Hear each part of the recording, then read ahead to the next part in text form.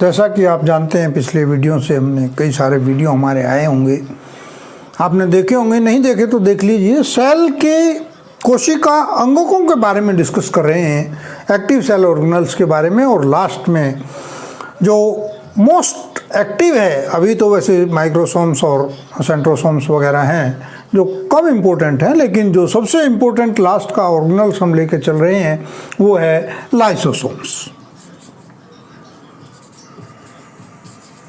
Lysosome, lysosomes को हालांकि आत्महत्या की थैली के रूप में भी जाना जाता है। लयन काय भी से कुछ वैज्ञानिक कहते हैं, लयन काय। ये आत्महत्या की थैली के रूप में इसको जानते हैं। आत्महत्या की थैली इसको इसलिए कहा जाता है क्योंकि इसमें बहुत सारे जो जलीय एंजाइम्स हैं, जल के रूप में क्रिया करने वाले, जल के साथ मिलकर के क्रिया करने वाले एंजाइम्स हैं, वो इसमें पाए जाते हैं, जिनकी वजह से ये केवल अपनी झिल्ली को छोड़ करके बाकी सभी ऑर्गेनल्स को पचाने में सक्षम होता है। इसीलिए इसे सुसाइड बैग्स या आत्महत्या की थैली भी कहा जाता है। इसकी खोज सबसे पहले क्रिस्टियन डी दवे ने 1955 में, 1955 में क्रिस्टियन डी दवे ने की थी। और ये चूहे की यकृत कोशिकाओं में उन्होंने इसे देखा कि कुछ कोशिकाएं जो डेड हो गई हैं वो यकृत कोशिकाओं में स्वतः ही नष्ट हो गई हैं। जब वो इसके संपर्क में आई, छोटी छोटी पार्टिकल्स के रूप में ये पाया जाता है, थैलियों के रूप में ये होता है, जहाँ उन फैगोसाइट्स का, उन कोशिकाओं का ये भक्षण करता है जो इसके पास डेड हो जाती हैं या इसके अंदर चली जाती हैं। सभी जंतु कोशिकाओं की विशेषता है, ये पाया जाता है।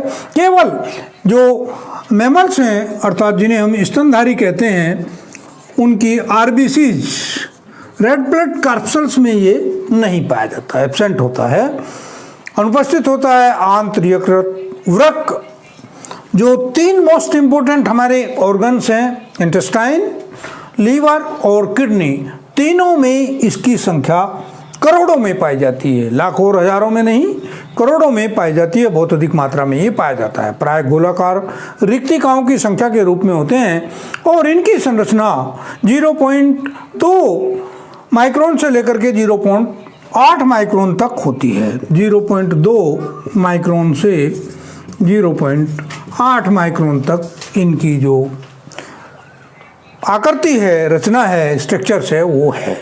लगभग इनमें 50 से 70 प्रकार के अपघटनकारी एंजाइम्स पाए जाते हैं जो जल के साथ भी और दूसरे एंजाइमों के साथ भी क्रिया करते हैं। ये प्राय बहुरूपता दिखाने वाले कोशिकांग हैं, अर्थात कार्यों के आधार पर इसे 4 प्रकार में बांटा गया है। प्राथमिक लाइसोसोम्स, द्वितीयक लाइसोसोम्स, प्राथमिक लाइसोसोम, द्वितीयक लाइसोसोम,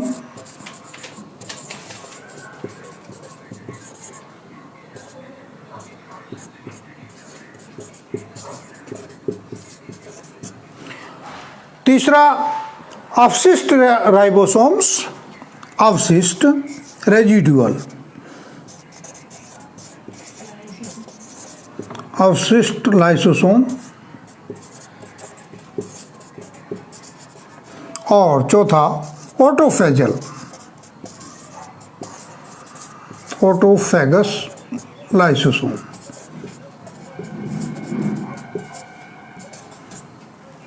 अर्थात प्राइमरी, सेकेंडरी, रेजिडुअल और जो ऑटोफेगस, 4 प्रकार का पाया जाता है।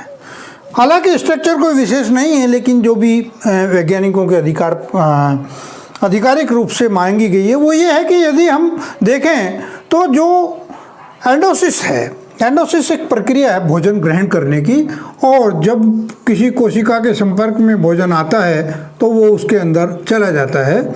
इस क्रिया को हम, ये फूड पार्टिकल है,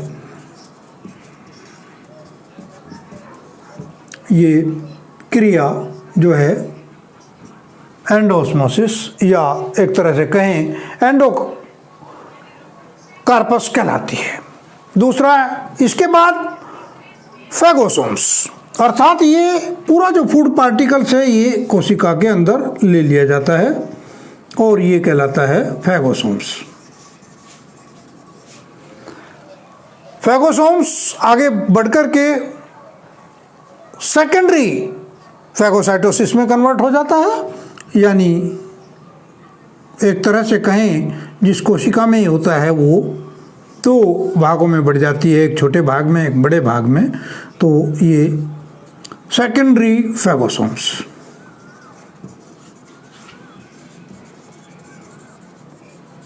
और लास्ट में डाइजेस्टेड फूड वैक्यूल्स के रूप में कन्वर्ट हो जाता है, पार्टिकल डाइजेस्ट कर लिया जाता है, और बाद में फिर लास्ट में जो है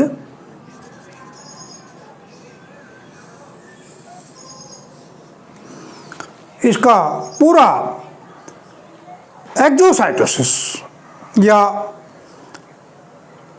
बाहर, बॉडी से बाहर निकलने की प्रक्रिया जो है कोशिका से वेस्ट पदार्थों के, उसे एक्जोसाइटोसिस ऑफ वेस्ट हम कहते हैं। Exocytosis of waste by phagocytes. इस तरह की स्ट्रक्चर्स इसकी प्राय देखने को मिल रही है। मैं समझता हूँ लाइसोसोम्स की स्ट्रक्चर्स और उसके कार्य प्रकार समझ में आए होंगे। वीडियो देखते रहिए, लाइक कीजिए, सब्सक्राइब कीजिए जिन्होंने अभी तक नहीं किया है, और फ़ायदा उठाइए एजुकेशन चैनल का। धन्यवाद।